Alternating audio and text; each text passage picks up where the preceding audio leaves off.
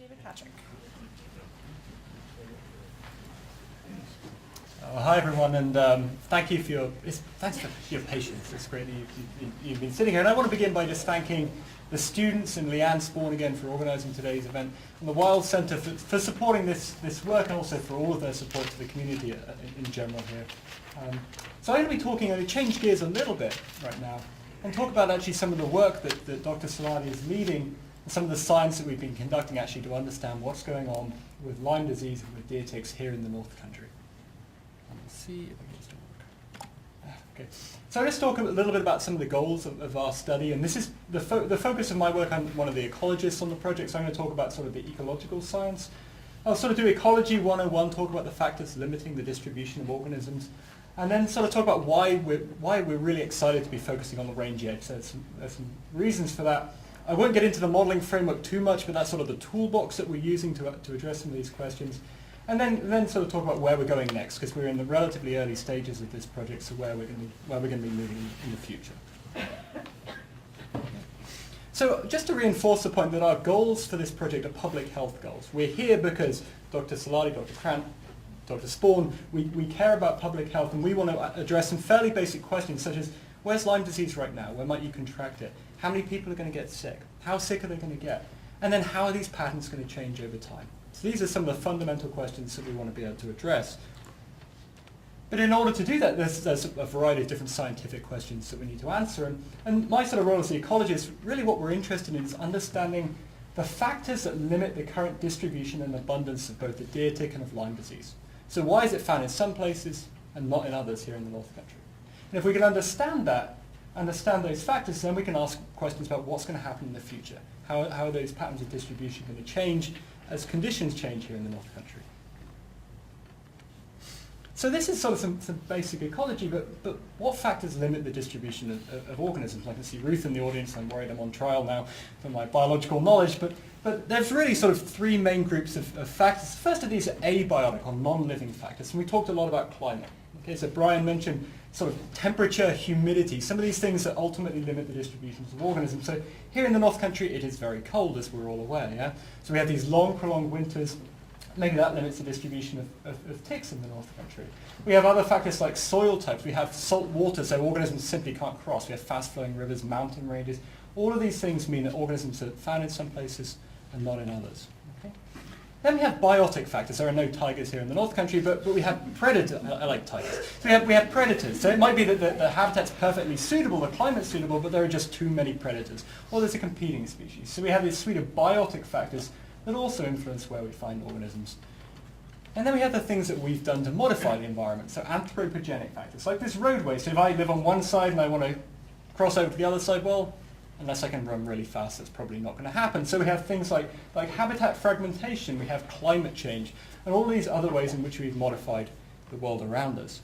And these things can interact. So it's not sort of as simple as, well, climate limits the distribution of organisms. What we often find is it's a combination of these things. Yeah? In different places, it might be different things. But what we want to understand is, how do these factors together influence where deer ticks are found and when they might be found in the future, and the same in the case of Lyme disease. So here in the Adirondacks, we're on what we call the temperate range edge, the expanding range edge. So Dr. Saladi's slide beautifully showed how Lyme disease is spread up into the Adirondacks. Yeah?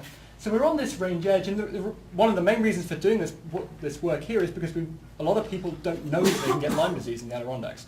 So a big part of our mission is to make sure people are aware of the risk. And there's also some great scientific reasons for working on the temperate range edge in terms of our ability to understand what factors limit the distribution of the disease. Okay. So I'm going to talk about tomatoes, because I figured that by this point we've probably talked about ticks a fair bit, being scared. Tomatoes are nice and friendly. So my wife and I, we love to grow and eat heirloom tomatoes. Okay? But we live in Lake Clear. Anybody else live in Lake Clear? Okay, so that's the blue spot and the blue spot and the blue spot on the climate map. Yeah? We have about 80 growing days. And so we're right, when we think about sort of climate and that gradient up in elevation, we're right on the range edge of where you can grow an heirloom tomato to maturity. Okay? And so in our garden, we have these small patches where you can grow an heirloom tomato, where the sun is just perfect and where the soil is just perfect. And 1 year out of 10, we might grow a ripe tomato and share it as a family. And what that really illustrates is the sort of combination of climate as sort of this gradual gradient influencing the distribution of organisms, interacting with sort of finer scale variation in habitat quality, things like slope and aspect and temperature and humidity at these finer scales.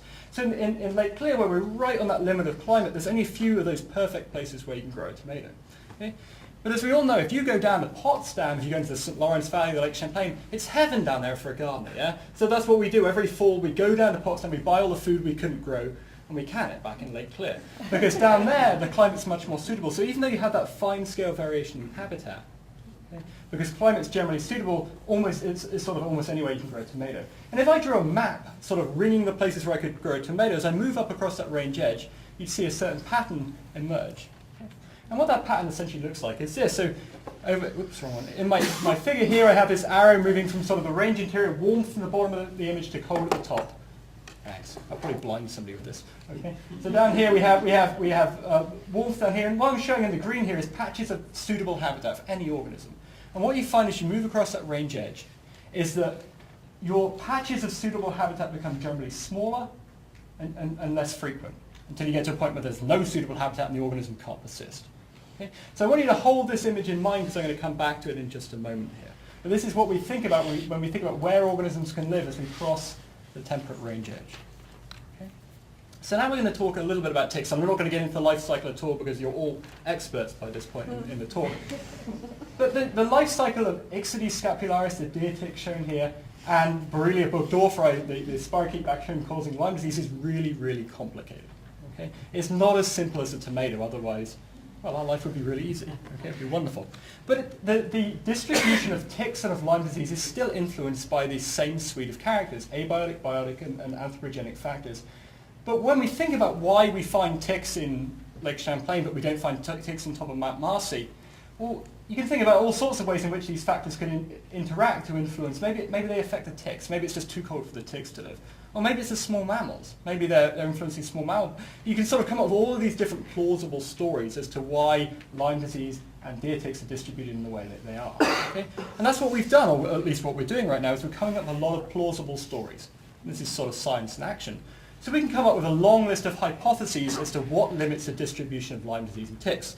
So, just as some examples, the first one here is that deer ticks and Borrelia burgdorferi, they only spread, as Brian pointed out, just through sort of slow creep. So they, when the temperature warms up a bit, they can move a few yards up the road, through shrews, through small mammals, but they're not moving any long distances at all. So if there's a great place to live for a tick 10 miles up the road, they simply can't get there.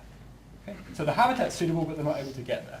Another scenario is that they move all the time. Birds are flying around, deer are running about, and they can get wherever they want. So anywhere that you have suitable habitat, you have ticks, you have Lyme disease, yeah. And then Goldilocks, we have something in between. Okay. So this isn't sort of an exclusive list, but it gives you some examples of what we might expect to find. So what we can now do is go back to sort of our range edge distribution of suitable habitats, that figure I showed you earlier. So this distribution of suitable habitat patches, and that's shown in the black lines here. So this is places that we think ticks could live, okay, as we move across the range edge. And we can say, well, under those different scenarios, where would we expect ticks to be found? Yeah? So if we have no dispersal, our ticks, they love it down here. This place is really pretty good, but they just can't get there. They can't disperse across that gap. Okay? Another scenario, deer and the birds are flying around all over. Well, deer are running, the birds are flying, you get the picture. And we end up with every patch of suitable habitat occupied by ticks and by Lyme disease, yeah? And you can sort of imagine Goldilocks, something in between. Okay? So what I'm really doing here is illustrating how we can translate these sort of stories, these hypotheses, these different plausible explanations into a map on the ground. Okay? But one of the beauties of our interdisciplinary project is we have a lot of really smart people with very different skill sets. And Brian Ledet is our landscape geneticist here. And what Brian is able to bring to the table is he can tell us not only sort of whether or not there are ticks there or not, even I can do that sometimes, Leanne is very capable of doing that, but he can tell us where those ticks came from and whether or not there are lots of ticks that come into that patch from different places, or whether or not every tick in that population is married to his sister, in metaphorical terms, yeah? So basically what we can tell with the landscape genetics is it's this additional resolution to help us understand how often do these long-distance dispersal events occur. So is it something that happens all the time, or is it a really rare event? Do they all come from the same place? And so you can see how using sort of our tick genetics and this sort of fingerprint for these individual ticks really helps us in getting a much better understanding of what's limiting the distribution of these organisms and how they might spread in the future. So we're going to be using models. So a model is a simplified version of reality. So this is the Adirondacks on my computer is what we're talking about here. We're going to be using models to take each of our different hypotheses and sort of predict how we would expect ticks and Lyme disease to be distributed over these different hypotheses. And then we can go ahead and we can test that information. I'll explain how in a moment. And once we figure out which story is the best story, and we understand what's limiting them, when things change in the future, we can predict how they will change in the future. So we can simulate the future to understand how these distributions will change. Okay. So the modeling framework that I'm using is called a cellular automata. I put that up there simply to make myself look a little bit smarter than I actually am. But all this really means is we basically envision the North Country as having a grid over the top of it. So a series of sort of cells of a given size, like on a map. Yeah, we have the lat long. And each of those cells in our models, we say either it's got a tick in it to begin with or it doesn't.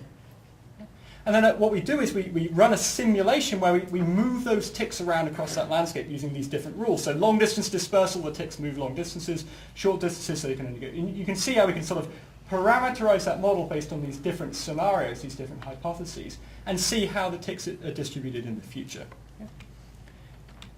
And then we can compare those data to the work that's been going on this summer, and particularly this fall with the ANS group, to see which of our sort of model stories in my computer fits up with what we're seeing in the field. Okay? So it gives us a way of testing which of our hypotheses is the most reasonable explanation. So I'm going to show you a couple of examples from some of the scenarios of simulations that we've run so far. So the first one here is no long distance dispersal. So this is where the only way that ticks can spread is through sort of slowly creeping, the next couple of yards up the road over time.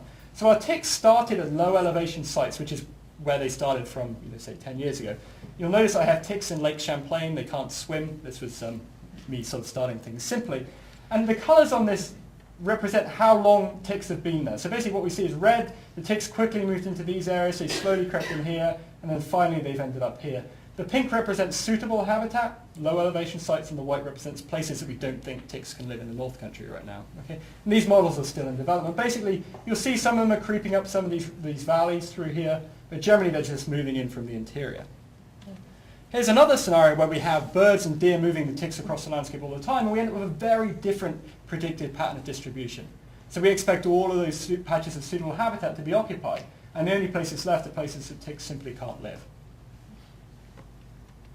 So what we're going to be doing next is to sort of take our knowledge of ticks, our knowledge of Borrelia burgdorferi, and sort of refining our habitat suitability model. So basically doing a better job of mapping where ticks can live and where they can't live in the North Country. Okay? And so we're still working on that. We're collecting more field data. That's sort of going to be an ongoing effort. Once we have our models sort of worked through, once we compared it to our field data, this is a lot of onces here. Once we've identified what is limiting the distribution of the ticks and of Lyme disease, then we can actually model climate change. So we can say, given what Dr. Steger has shown us about how climate is changing in the future, how do we expect Lyme disease to move into the North Country? When will it no longer be safe to sit on top of Mount Marcy to avoid Lyme disease? Yeah? So this is some of the work that we can do. Okay. With that, I'm done, and I will put up my questions. Any questions?